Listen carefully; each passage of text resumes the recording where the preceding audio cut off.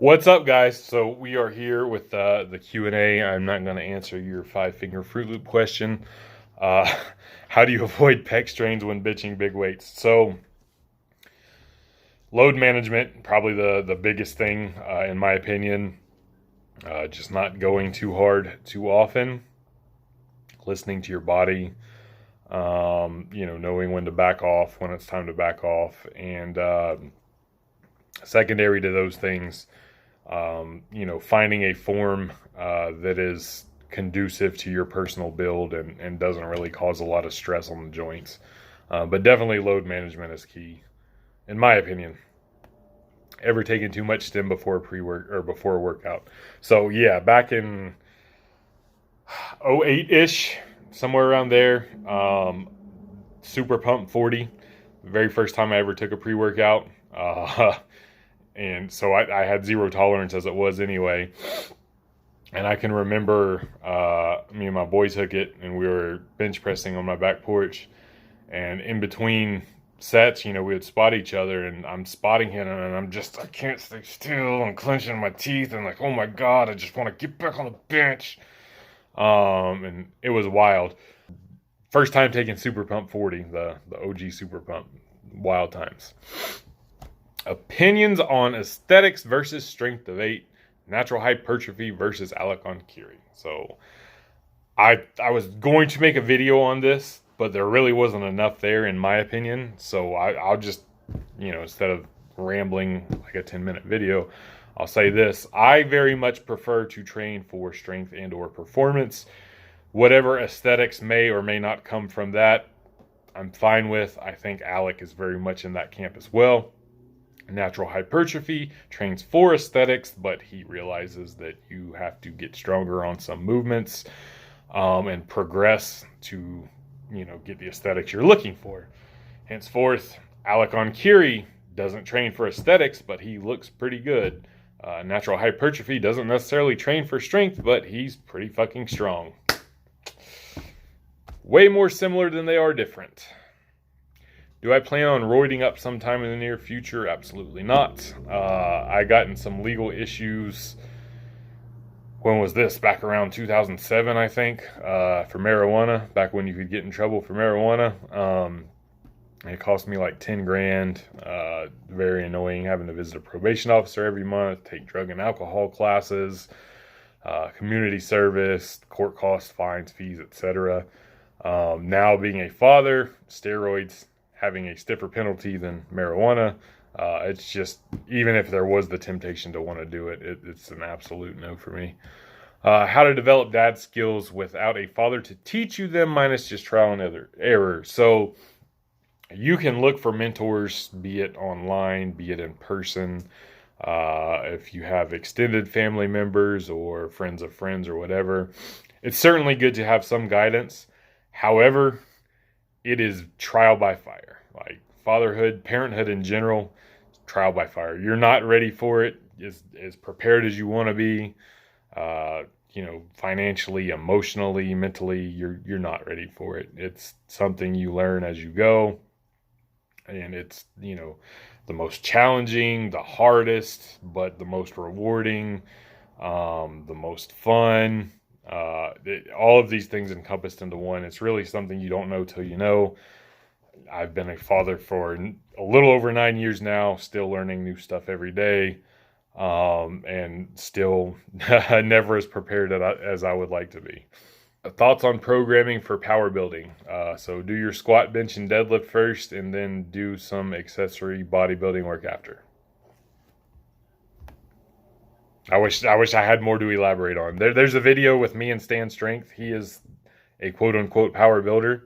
If you want to go back and look at it, we discussed training and what power building was. And I am not a power builder. I am a power lifter. And turns out we train very similarly. But much like the strength versus the aesthetics debate, it's pretty darn the same. Thoughts on YouTube moggers, humblers. I don't know the people you referenced, and I discussed this with him in the thread, but I am the mogger. That's me. I've left my body of work there. It is certainly up to the next generation of moggers to to pick up where I left off. Where did you get that shirt, and is it for sale? Serious question. So maybe I added a picture of it on here if you guys didn't see the thread, but it is a very, very early 2000s piece of pop culture, if you will. So shirts like that I got from my friend who owned a store in the mall. And that's typically where we got things like that. Maybe you can find one on Etsy or something somewhere now.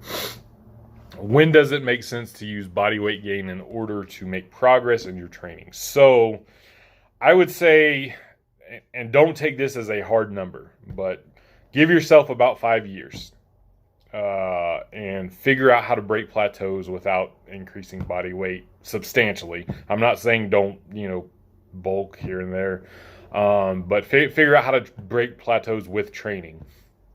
Figure out what you respond to. What sort of accessory movements help your lifts the best, and things of that nature. After you figure those out, exhaust them.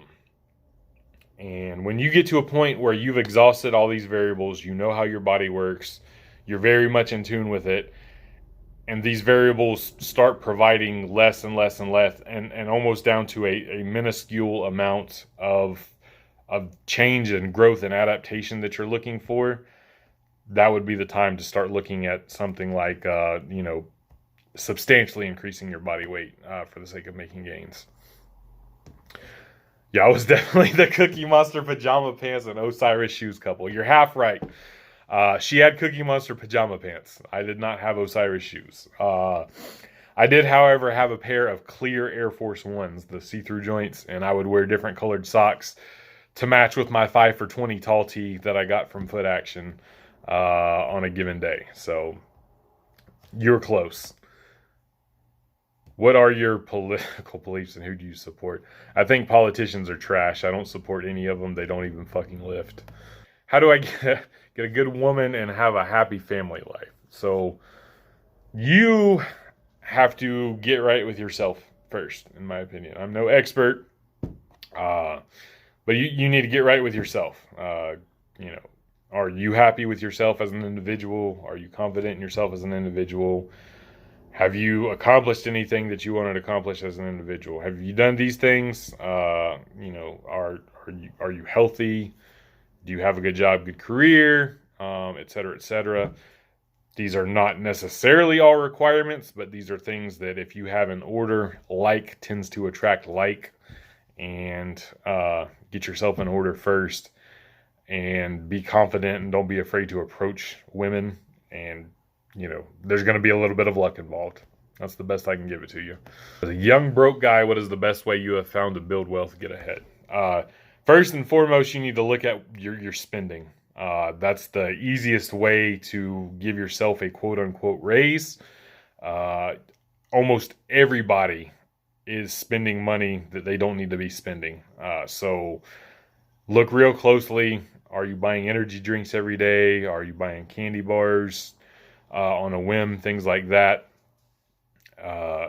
Oftentimes you'll find, I did this back before my son started school, because we put him in a private school, and I needed to make room in my budget for that. And I found like $100 a week in energy drinks and shit like that I was spending that I didn't need to be spending.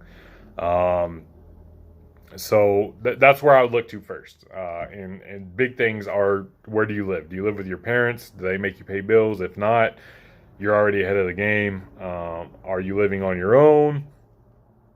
You would be better suited with roommates. That's going to cut, one roommate going to cut your bills in half.